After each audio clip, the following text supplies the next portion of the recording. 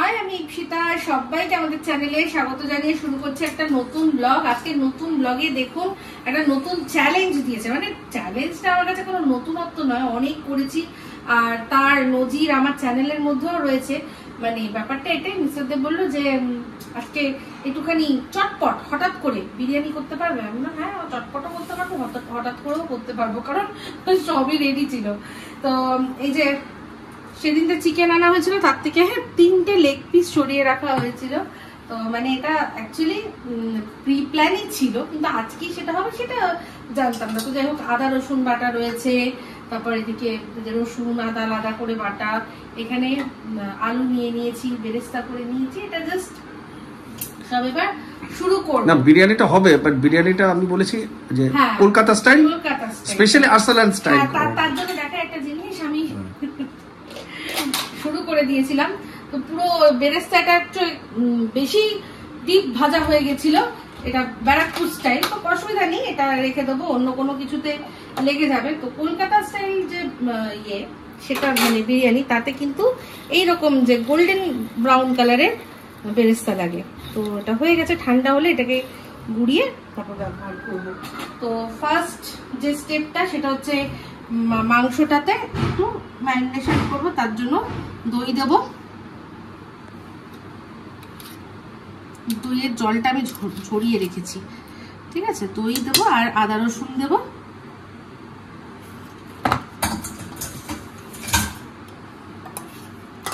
আদাটা আছে, লেগেই যাবে, এটা আদাটা রেখে দিয়ে লাভ নেই, দিয়ে দিলাম।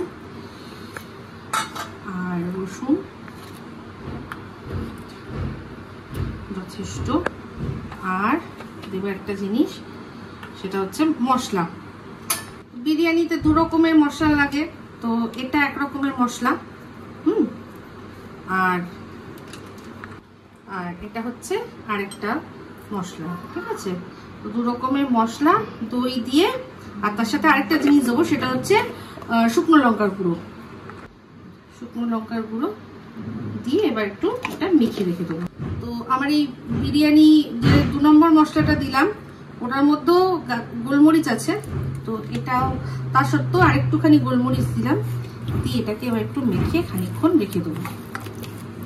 তারপর শুরু করবো অন্যান্য কাজগুলো। ততক্ষণে চাল আমি ভিজিয়ে রেখে দিয়েছি, এবার আস্তে আস্তে সব করবো, ঠিক আছে। তো এখানে দুধ গরম করে নিয়ে তার মধ্যে কেসার দিয়েছিলাম, আর একদম সামান্য একটুখানি কালার দিয়েছি। আমি সাধারণত কালার ইউজ করি না, কিন্তু কলকাতা স্টাইল বিরিয়ানিটা করার সময় না, মানে একটু কালারটা, যে আলুর কালারটা একটু সোনালি ভাবটা একদম সামান্য না দিলে চলে না। ওই সামান্যই দিয়েছি, দিয়ে এটা ভিজিয়ে রেখে দিয়েছি। আর এই যে আলুর মধ্যে একটু কালার মাখিয়ে রেখে দিয়েছি। এরপর শুরু করব রান্নাটা।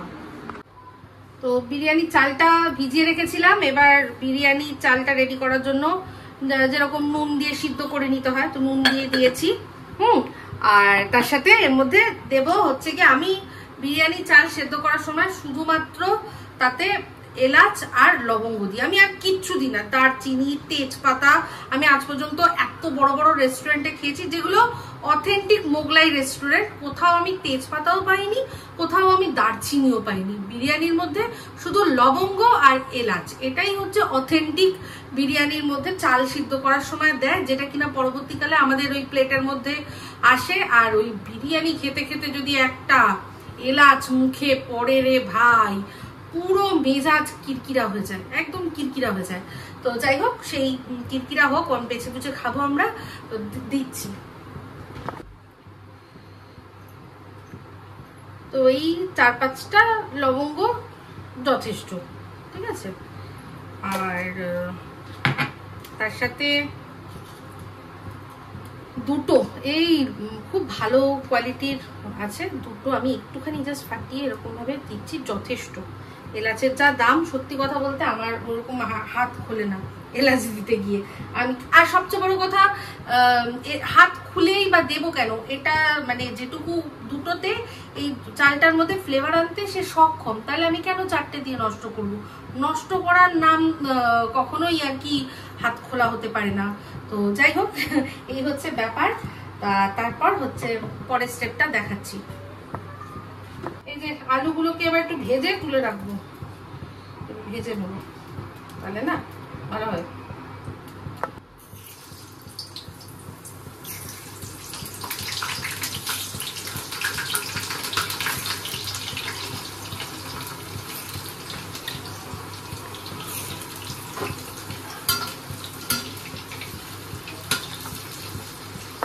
এই যে চাল ফুটে গেছে, চালের মধ্যে একটা জিনিস দিয়েছিলাম সেটা দেখাতে ভুলে গেছি, সেটা হচ্ছে যে হাফ লেবু আর ঘি। হ্যাঁ, কারণ হচ্ছে কি কালারটা চালের দানাগুলো সব একটা একটা পুরো সাদা সাদা হয় লেবুটা দিলে, এটা কিন্তু দেখেছি, তাই না?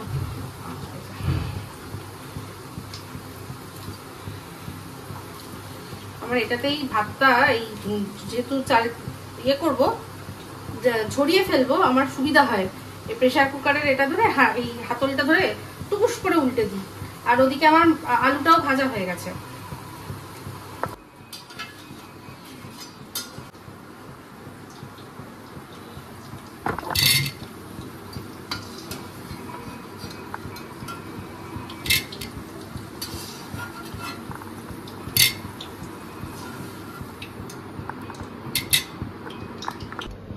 আলু তুলে রেখেছি, এবার এই ম্যারিনেট করা মাংসটা দিয়ে দেবো। এটা মোটামুটি মানে 70-80% রান্না করে নেবো। ভাত তো তুলে নিয়েছি, এবার এই যে বেরেস্তাগুলো ভেজেছিলাম সেটা একটুখানি ভালো করে হাতে ইয়ে করে নিচ্ছি, গুঁড়ো গুঁড়ো করে নিচ্ছি, করে এবার ছড়িয়ে দিলাম। এটা এবার এটা এর সাথে একটুখানি আর কি হতে দেবো। তারপর এটা আমি ওই বড়টাতে ট্রান্সফার করে দেবো, কারণ নাহলে না সিদ্ধ হবে না। ঠিক আছে, ওটা দিয়ে এখন একটুখানি করবো, হতে দেবো একসাথে। তারপর আলু সহ মাংস একটা বড় পাত্রে নিয়ে মোটামুটি ওটাকেও 80% রান্না করে নেবো। এই যে মাংসটা মোটামুটি আমি 7-8 মিনিট ধরে কষালাম। এবার এর মধ্যে আলু দিয়ে দিচ্ছি, আর এবার আলু আর ইয়ে মাংসের আন্দাজে আমি নুনটাও দিয়ে দেবো, আর তার মধ্যে একটু জল দিয়ে দেবো যাতে সিদ্ধ হতে পারে। ঠিক আছে, তার জন্য কি গরম জলটা করলে? হ্যাঁ, তার জন্যই গরম জলটা বসিয়েছি। হ্যাঁ, সল্ট টু টেস্ট। তো রন বলছে সল্ট টু টেস্ট, পরে তো রেসিপি যখন লেখা থাকে। হ্যাঁ, তো রন বলেই দিল সল্ট টু টেস্ট, তো টেস্ট অনুযায়ী দিলাম। আবার পরে দেখে না হয়, অবশ্য বিরিয়ানিতে টেস্ট করা খুব মুশকিল, আর মোটামুটি হয়ে যাবে, আমি যা দেখে নিয়েছি। হ্যাঁ, এটা সিদ্ধ হয়ে গেছে, এই জলটা গরম হয়ে গেছে। এবার এর মধ্যে দিয়ে এবার সিদ্ধ হতে দেবো, চাপা দিয়ে দেবো।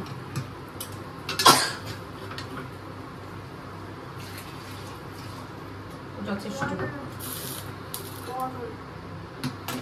এটা এবার পুরো হাই ফ্লেমে আমি সিদ্ধ হতে দেবো মোটামুটি। দেখতে এরকম ভাবে। হ্যাঁ হ্যাঁ, মোটামুটি এটা হবে 80%, যতক্ষণ না কুক হয়ে যাচ্ছে ততক্ষণ করবো। এই যে মাংসটা মোটামুটি অনেকটাই সিদ্ধ হয়ে গেছে, বলেছিলাম যে আমি 80% সিদ্ধ করব, এখানে তো 80% প্রায় হয়েই গেছে, আলুটাও তাই হয়ে গেছে। এবার আমি এটাকে বন্ধ করে দেবো, করে আর তার মাঝখানে আমি ডিমটাও সিদ্ধ করে নিলাম, কারণ বিরিয়ানিতে আমাদের সবাই ডিম খায়। ডিমটা কিন্তু সিদ্ধ হয়ে গেছে, বন্ধ করে দিলাম। এবার জাস্ট লেয়ারিংটা করার আছে, তো লেয়ারিংটা করবো যখন তখন দেখাচ্ছি। এই যে মাংসগুলো আলুগুলো সরিয়ে নিয়ে এইটার যে ঝোলটা আছে, যেটাকে ইয়াখনি বলে, সেটাকে ছেঁকে নেব, কারণ এই মানে না হলে না স্মুথ, মানে কলকাতা বিরিয়ানির যে ইয়েটা হয়, টেক্সচারটা পুরো স্মুথ সুন্দর সিল্কি হয়, তো সেই জন্য এটা ছেঁকে নেওয়াটা জরুরি। এই যে যেটা এর মধ্যে যে মশলাগুলো ছিল, সেই মশলাগুলো ছেঁকে বেরিয়ে যাবে।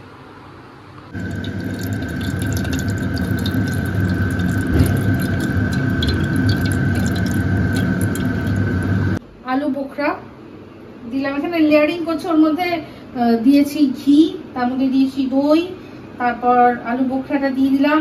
এবার মাংসটা দিয়ে দেবো, ঠিক আছে, আলুটাও দিয়ে দেবো, আলু মাংসটাও দিয়ে দেবো,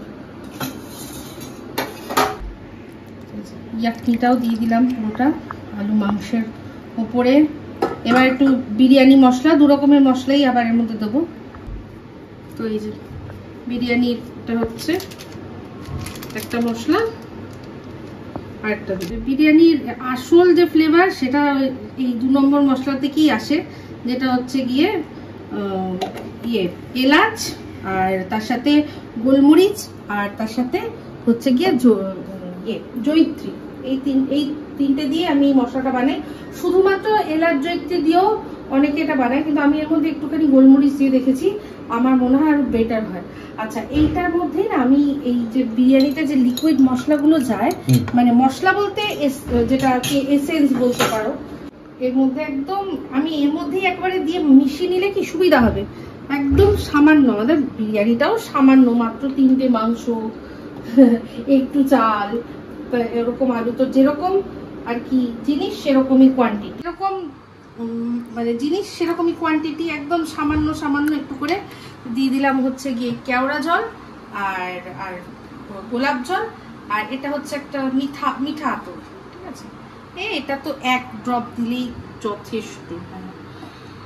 1 ড্রপে হয়ে যাবে? হ্যাঁ, কোয়ান্টিটি কত? না, আমি জিজ্ঞেস করছি। হ্যাঁ, খুব স্ট্রং গন্ধ হয়, 1 ড্রপেই যথেষ্ট।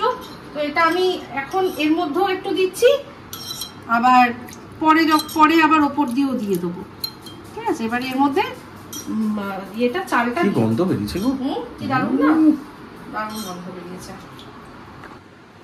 তো এই লেয়ারিং এর সময় একটু লেবু দিলে ভালো হয়, তো ওটা দেয় আমি দেখেছি, তো সেই জন্য লেবু দিয়ে দিলাম এর মধ্যে। এবার চালটা দিয়ে দেবো। আজকে আমার খুব ভালো লাগছে, অল্প পরিমাণ বলে আজকে অনেকটা খেলার জায়গা পাবে বিরিয়ানিটা, নাহলে গলার অব্দি উঠে বসে থাকি।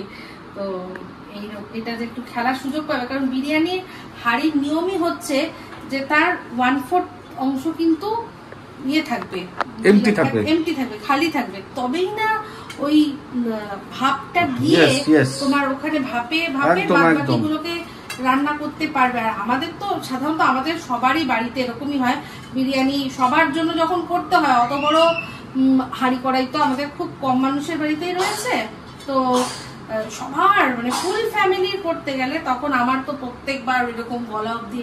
আর একটা জিনিস কি, আজকাল রন কিন্তু খুব বিরিয়ানি খাওয়া শিখেছে, খুব বিরিয়ানি। আজকে স্কুল থেকে এসেও স্কুল থেকে বলছিল, যত কালকে ওর টিফিনটা কালকে বিরিয়ানি পেয়েছে, বাট সেই জন্য আজকেও স্কুল থেকে এসে বলছে বিরিয়ানি। বললাম না। তো এই যে বেরেস্তা একটুখানি বাঁচিয়ে রেখেছিলাম, দিয়ে দিচ্ছি চারপাশে। আর সব শেষে আবার এর উপরেও বিরিয়ানি মশলা দিয়ে দিচ্ছি, উপর দিয়ে দিচ্ছি খোয়া ক্ষীর, যেটা কিনা আমার হোমমেড।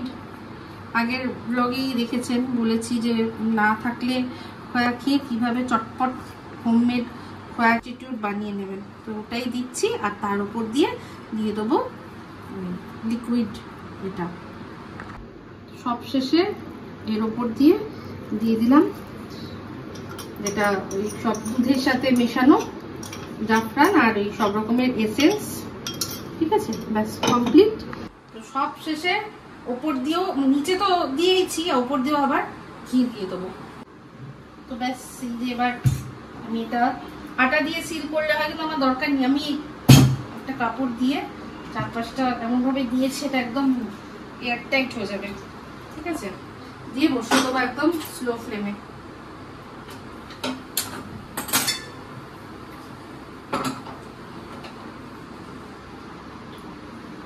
ব্যাস হয়ে গেছে।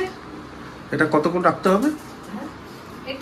এটা বেশিক্ষণ না, এটা মোটামুটি স্লোতে আছে, তো মোটামুটি 20 মিনিট ধরে দম দেব, আর তারপর বন্ধ করে আরো 10-15 মিনিট এমনি রেখে দেবো। মোটামুটি ধরে রাখো আর আধ ঘন্টা। ওকে, 30 মিনিট হয়ে গেছে। এবার আমি এটা খুলছি, খুলে দেখি সব ঠিকঠাক আছে কিনা। বলেছিলাম না এয়ারটাইট হয়ে যাবে, তাই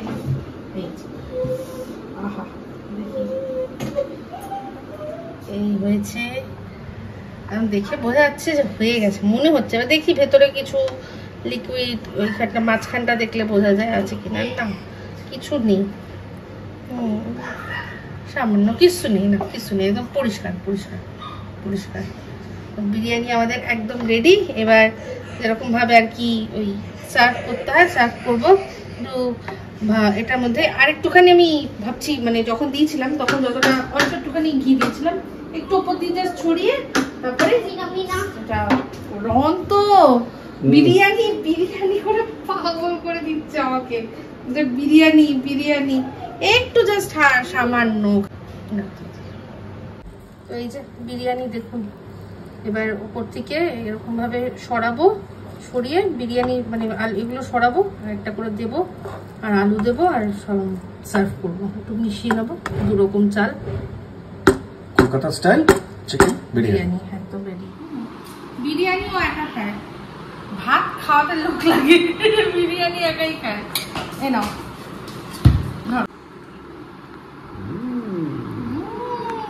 রানু খাচ্ছে।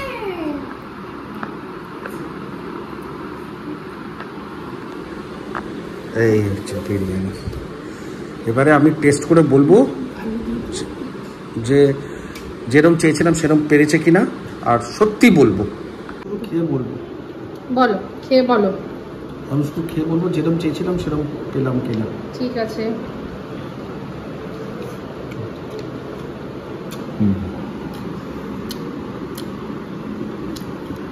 একটু কি নুনের প্রবলেম হতে পারে আমি জানি, তুমি মাথা নিচু করে খাচ্ছ যখন। না নুন কম। নুন না, আমি খুব ধরার চেষ্টা করছি। আচ্ছা করছো, আচ্ছা ঠিক আছে। খাওয়া শেষ হওয়া অবধি নুনটা ধরা যাবে? ভালো হয়েছে না, যা হবে পরিষ্কার না, ভালো হয়েছে। হ্যাঁ ঠিক আছে। আমি তো নুন বেশি খাই, সেটা জানি। নুন দিয়েছি না, দেখো সাইডে আছে না ওখানে, হ্যাঁ চিকচিক নুনটা রয়েছে। রনু বাবু ভালো খাচ্ছে না, রনু। আচ্ছা দেখলে, খাও খাও। তো বিরিয়ানি তো পুরো হিট। রন খেয়ে প্লেট সাফ করে এখানে বসে আছে, আমি এটা সেকেন্ড বার দিলাম, আর ম্যাডাম এখন খেতে বসেছে সবে। মানে দারুণ হয়েছে বিরিয়ানিটা, যেরকম ভেবেছিলাম ঠিক সেরকম। আমি ওকে বলেছিলাম একটু আসালান স্টাইল করতে, তো না তোর পেট ভরেছে মন ভরেনি। সত্যি ভালো। অনেক সময় অনেক হয় গো এরকম কোনো খাবার পেট ভরে গেছে কিন্তু তাও খেতে ইচ্ছা করে। হ্যাঁ, ও তো বিরিয়ানি খুব প্রিয়, খুব প্রিয়। তো না পটেটো। তো আজকের ব্লগটা শুধু বিরিয়ানি স্পেশাল ব্লগই ছিল। ইপসিতাকে আমি একটা চ্যালেঞ্জ দিয়েছিলাম, ইপসিতা সেটাকে একদম পারফেক্ট করে জিতে গেছে। আর গিফটটা পরে পাবে, সেটা কি হবে না হবে সেটা আপনাদের পরে একটা যে কোনো ব্লগে দেখিয়ে দেবো। আজকে একটু ছোট করে হলো, এরপরে একদিন সবাই মিলে যারা সেই পাত্র যতক্ষণ না সেটা না হলে দেবো না, আর সেটা হবে মেয়ে আসলে। পাত্র একটা বড় না কিনলে না হয় না। ও দেখলে ও ব্লগ দেখে দুঃখ পাচ্ছে না, এইজন্য না আমরা মানে ইচ্ছা থাকলেও অনেক কিছু ইয়ে করি না, খাওয়া দাওয়াটা আমরা সেরকম ভাবে কোনো ভালো কিছু খেতে ইচ্ছাই করে না। অ্যাকচুয়ালি কি বলুন তো ব্যাপারটা, এবারে ব্যাপারটা হচ্ছে এখন ও স্কুলে ভর্তি হয়ে গেছে আবার, এবারে কোথাও যাওয়ার ব্যাপার নেই। তো যেহেতু ব্লগ চ্যানেলটা আছে, কিছু না কিছু তো করতে হবে, না তো চ্যানেলটা আমরা যেমন বলেছিলাম না যে নতুন একটা চ্যানেল করব, তো ইউটিউব থেকে শুনেছি যদি আপনার চ্যানেলে আপনি যদি কোনো কন্টেন্ট না দেন, এরকম হতে ইউটিউব নিজে থেকেই চ্যানেল ডিলিট করে দেয় বা রিমুভ করে দেয়। তো এবারে আমাদের বংমামিতে আমাদের এত স্মৃতি, তো সেগুলো যদি রিমুভ হয়ে যায় তো আমাদের খুবই কষ্ট হবে। তো সেই কারণে ভাবলাম যে ঠিক আছে চলো এটাতেই কন্টিনিউ করি। আমরা পুরোপুরি হয়ে যাব। না সত্যি বলছি, মাঝে মাঝে রিলসগুলো আমি আরো বসে দেখি, আমাদের যখন আমরাও ভালো লাগে, বেশ মজা লাগে, আমরা দেখি কোনটা ভুল কোনটা ত্রুটি, যা নেক্সট বার করবো ওরকম করবো এরকম। আজকেও একটা রিলস করেছি, ওই কোনো রকম করেছি। তো এটাই হচ্ছে ব্যাপার যে কিছু তো করতে হবে, কিছু তো কন্টেন্ট দিতে হবে। এবার কি করবো, আমরা তো আর রোজ বাইরে যেতে পারবো না, বা আমাদের একান্নবর্তী পরিবারও তো নেই। আজকে যেমন ওকে একটা চ্যালেঞ্জ দিলাম, ও সেই চ্যালেঞ্জটা অ্যাকসেপ্ট করলো, আপনার সাথে শেয়ার করলাম, এইবার চলো।